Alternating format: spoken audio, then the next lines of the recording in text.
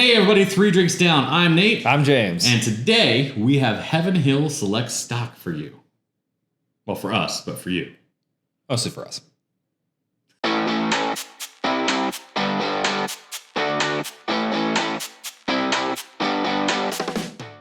Today on the show, we're really excited to bring you Heaven Hill's 14th edition of their Select Stock series. It is a part of their You Do Bourbon experience where you have to go on their tour to be able to even pour it, but then you pour your own bottle and then you get to seal it yourself. It's a really cool experience. Fortunately, I had some family that was able to go up to Kentucky when they were doing this last month. You can tell how excited he is. He's just like, I'm in it. I'm in, man. Come to the camera. A bottle like this doesn't really cross your path that often, especially for MSRP, which, speaking of which, is $200 at the distillery. Again, it is a steep price point, but we think it's going to be worth it. At $200, we're going to need more people to like, comment, subscribe, please, guys. Absolutely. We really are. So click the like button.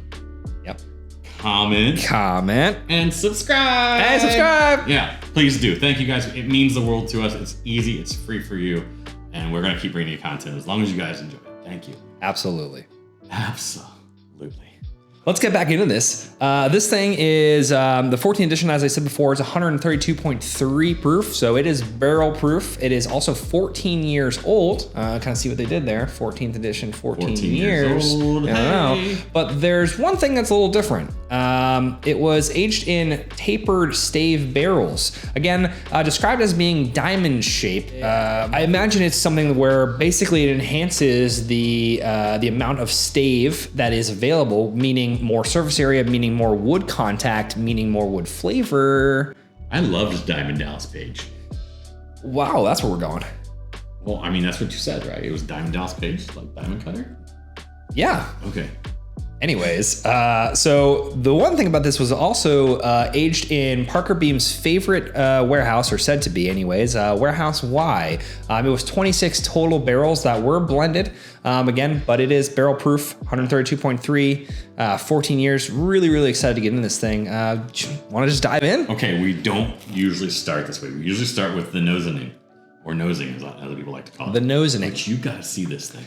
Is one of the darkest bourbons I've seen in quite some time. Yeah. So most of this previous series editions were finished. Best we can tell the way it reads, this was just aged in those barrels, the Diamond Dallas Page barrels, for 14 years. So what? What's funny? Nothing. All right, fair. But best we can tell, it was aged in those barrels for 14 years, and it did some color. Yeah, the way that it reads on the bottle specifically, and also on their website, it reads as if it is aged in those barrels. We tried confirming that with as much research as we could, and we do believe that is how these were treated. The previous 13 editions were barrel finish, and it just says nothing about barrel finishing on this. It just says they're in there. That's why we say that. Correct. All right, let's get into this. All right. Oh, I don't know what in the nose, so. Wait, we both broke the rule. Oh, I did it. I did it. I didn't. I mean, it's massive oak. Deep, rich. But it's not like that sharp. Like, it's had a chance to really mellow. It's starting to settle in, just like, yeah, I'm oak. It's a nice amount of oak, but I'm it is oak on a Friday night, just chilling. It's also for 132.3 proof. It's not giving me like a ton of ethanol, which is crazy to me. Because I've had a couple of bourbons, stag, things of that nature, up in this range that are like, wow, that's proofy, like right off the bat. And then you kind of get too much into your Glen, and it kind of gives you that like peel back a little bit. It's not quite in that realm. I'm getting a little more than a hint of a peanut as well. Oh, on a deep pull on the nose. A little more. Not deep, not a tiny bit, like we all know Nate's tiny bits. Yeah, he has like little hints.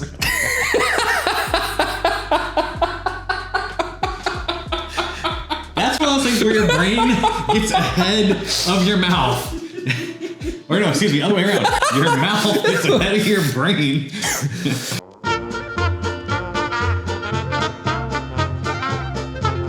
Oh my. Oh my. I can't stop laughing.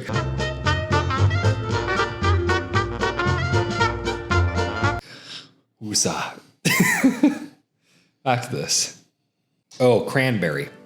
Just I boom, was pulling cranberry. a berry of some sort. I had no Boom, idea. cranberry. So berries are my hardest thing. They just are. And no more tiny bits joke with the berries. Okay, let's leave that alone. It wasn't going there. Oh, good. It's like ocean spray.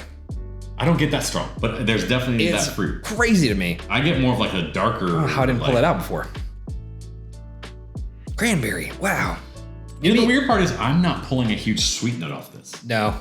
Which you usually get something sweet, even if it's an aged product. There's something in there. It's also like kind of there is a sharp ethanol thing there. That is, it's starting to be more prominent as I I'm just getting. found a little butterscotch.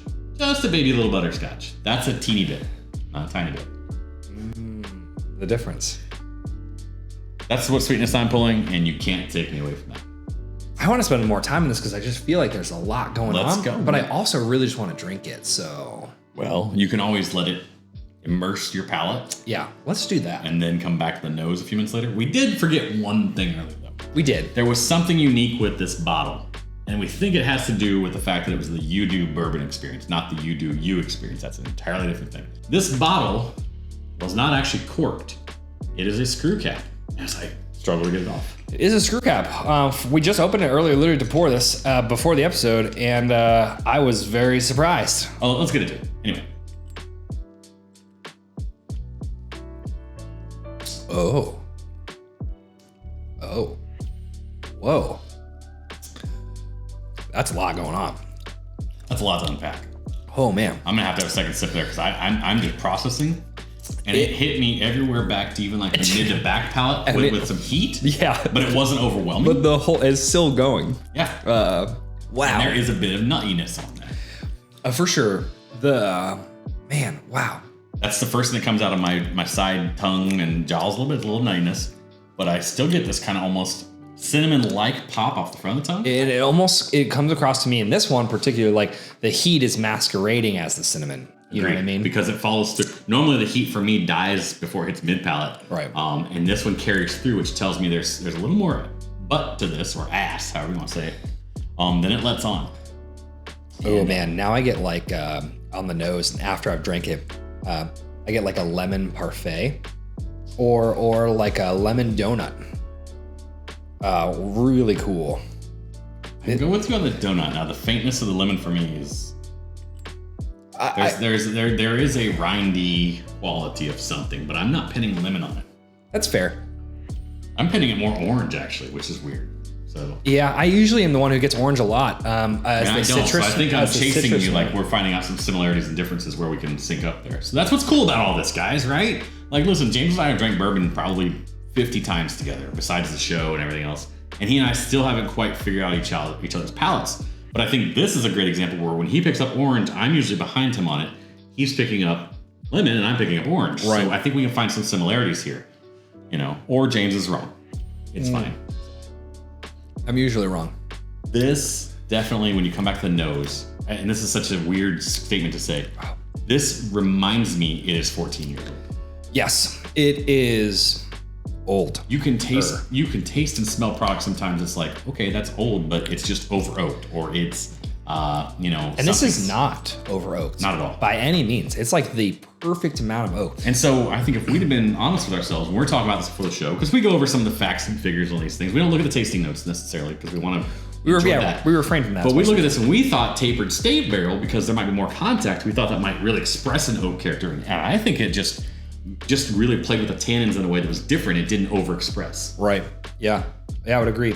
Now I went from lemon parfait to lemon donut to now I'm like cream filled donut. Like I'm getting more of that cream, like that creme, that cream. See, that's where I was to start. Yeah, I'm getting a lot more of that. But it's not necessarily sweet. It's not necessarily dry either. More pastry is a terrible word too. But it almost has like as if I'm just eating a flaky pastry, but with like a big vanilla. It's like a Boston cream donut. Yeah, if you think bear claw, you're thinking the wrong direction. Agreed. Yeah, it's not glazed donut. Think more of like a French pastry where it's more puff and it's more. Yeah. Agreed. Yeah. But man, it's and then nice. paint me like your French girls, Jack. Any takers?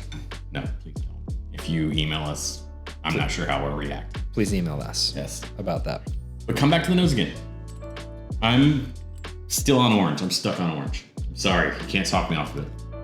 I get lemon lime now. what we're finding with this is there's just so much depth and so much change, and we've had this thing open for 15 minutes or so. Needless to say, this is super complex, and it's not so complex that someone that says, I don't know how to pull this apart wouldn't enjoy. Yeah, oh, no, it's an enjoyable pour past the complexity, but the complexity makes it that much more rich and fun because you get to go back into it and drink it. I literally have had a different experience the 3 sips I've had so far and the 4 or 5 times I've nosed it, over the course of this 15 minutes or so. So, what do you think in terms of MSRP is $200? Would you pay $200 for this? Fuck yeah. I'd do it again in a heartbeat. I did it once, obviously. So. Bleep yeah. I'll say bleep yeah as well. I agree 100%. Current secondary on this is sitting around 500? Yeah, that's pretty rough for me. Yeah, so for me on secondary, I honestly would probably prefer to just find someone that's going to do the You-Do experience, pay their $40 ticket, because with the You-Do experience, which we didn't explain earlier, you essentially get one of 3 guaranteed selections, which include things like ECBP or Bernheim 7-year, things like that. That's always going to be on. This is one they rotate in, and they rotate other things like Five Brothers and things like that. So it's not always guaranteed to get this particular selection. So I'm going to say no on a $500 secondary. I agree. I think I'm going to say no on a 2X.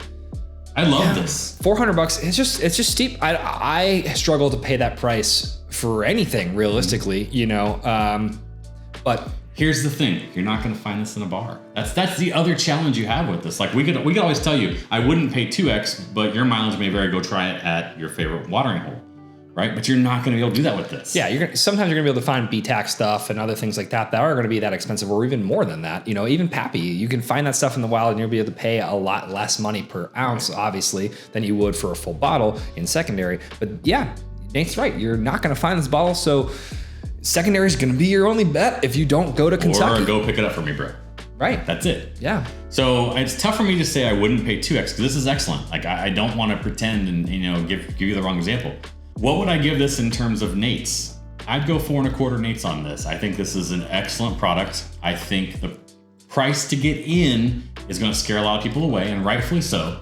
But it gets into the upper echelon. When I go above 4 Nates, it means it's getting very, very, very good. I'm in a similar boat here with Nate. To me, MSRP taking into consideration here and how you get it and all of that factoring in, I think I'm still going to give it a 4.5 because I really enjoy the complexity. Now, I'm very curious to see how this bottle changes over time. I get to experience that, which maybe it gets even more complex as it goes on. But every single sip I've had, every single breath that I'm breathing in or a nose. Are you saying like every sip you take? Exactly. All right, exactly. Yeah. Sting, if you want to do a collab, sue us. Yeah, sue us first, and then we'll talk about it later. There you go.